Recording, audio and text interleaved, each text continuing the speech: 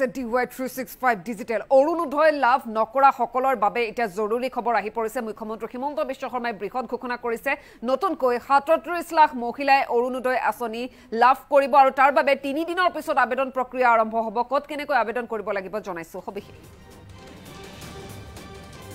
অৰুণোদয় লাভ নকৰা সকলৰ বাবে জৰুৰী খবৰ আৰু 3 দিনৰ পিছতে আৰম্ভ হ'ব আবেদন প্ৰক্ৰিয়া আৰু 15 ডিসেম্বৰৰ পৰা 28 ডিসেম্বৰলৈ অৰুণোদয়ৰ বাবে অন্তৰ্ভুক্ত কৰিব পাৰিব নাম 37 লাখ মহিলাই নতুনকৈ লাভ কৰিব অৰুণোদয় আঁচনি আৰু গাঁৱে গাঁৱে 15 ডিসেম্বৰৰ পৰা অৰুণোদয়ক লৈ আৰম্ভ হ'ব গাঁও সভা 15 পৰা 28 ডিসেম্বৰৰ ভিতৰত গাঁও সভাত নিৰ্বাচন কৰা হ'ব অৰুণোদয় পাবলগীয়া মহিলা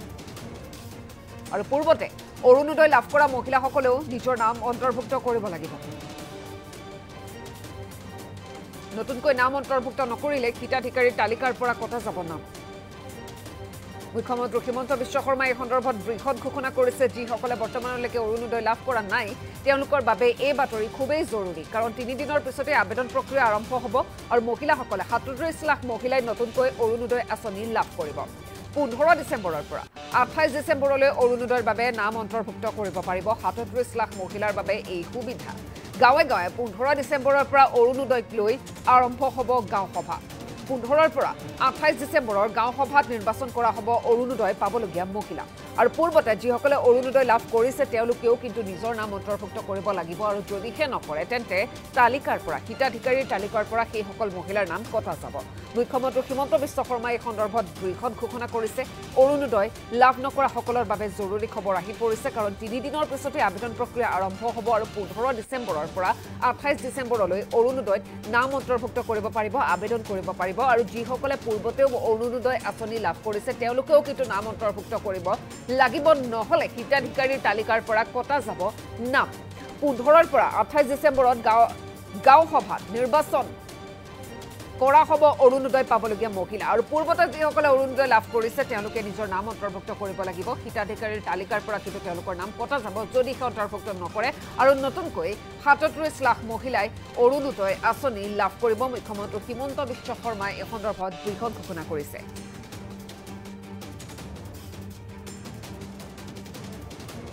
ৰচন মন্তব্য আছে মুখ্যমন্ত্ৰী হিমন্ত বিশ্ব শৰ্মাই কি কৈছে শুনাই ল'ব বিচাৰিছো তৃতীয় আমাৰ ৰাজ্যত অতিৰিক্তকৈ 18 লাখ ব্যক্তিক ৰেচন কাৰ্ড পৰিয়াল পৰিচয় পত্ৰ প্ৰদানৰো আমি ব্যৱস্থা হাতত ল'ম সমান্তৰালভাৱে অহা 15 তাৰিখৰ পৰা 28 তাৰিখলৈকে অৰুণোদয় 3.0 অৰ্থাৎ তৃতীয় সংস্কৰণৰ বাবে 37 লাখ হিতাধিকাৰীক অন্তৰ্ভুক্তিকৰণৰ বাবে গাঁও সভাসমূহ অনুষ্ঠিত হ'ব মই যিসকল ৰাইজে অৰুণোদয় আঁচনি বিচাৰে তেওঁলোকক অত্যন্ত উৎসাহেৰে সৈতে এই গাঁও সভাসমূহত যোগদানৰ বাবে বিনম্ৰ আহ্বান জনাম 19 আমাৰ প্ৰায় 22 তাৰিখলৈকে 12 দিন 23 তাৰিখলৈকে কাৰ্যসূচী চলিব আৰু ইয়াৰ পিছত আমি অৰুণোদয় সপ্তাহ 15 পৰা 28 তাৰিখলৈকে আমি চলাই যাম বা গাঁও সভা চলাই যাম যাতে আমি হিতাধিকাৰীসকলৰ নিৰ্বাচনৰ প্ৰক্ৰিয়া এখোজ আগুৱাই লৈ যাব পাৰোঁ অৱশ্যে ষষ্ঠ অনুসূচীৰ যিবিলাক জিলা আছে তাত অৰুণোদয় হিতাধিকাৰী নিৰ্বাচনৰ কাম আমি জানুৱাৰী মাহত কৰিম আমাৰ ৰাজ্যত অতিৰিক্তকৈ 18 লাখ ব্যক্তিক ৰেচন কাৰ্ড পৰিয়াল পৰিচয় পত্ৰ প্ৰদানৰো আমি ব্যৱস্থা হাতত ল'ম সমান্তৰালভাৱে অহা 15 তাৰিখৰ পৰা 28 তাৰিখলৈকে অৰুণোদয় 3.0 অৰ্থাৎ তৃতীয় সংস্কৰণৰ বাবে 37 লাখ হিতাধিকাৰীক অন্তৰ্ভুক্তিকৰণৰ বাবে গাঁও সভাসমূহ অনুষ্ঠিত হ'ব মই যিসকল ৰাইজে অৰুণোদয় আঁচনি বিচাৰে তেওঁলোকক অত্যন্ত উৎসাহেৰে সৈতে এই গাঁও সভাসমূহত যোগদানৰ বাবে বিনম্ৰ আহ্বান জনাম।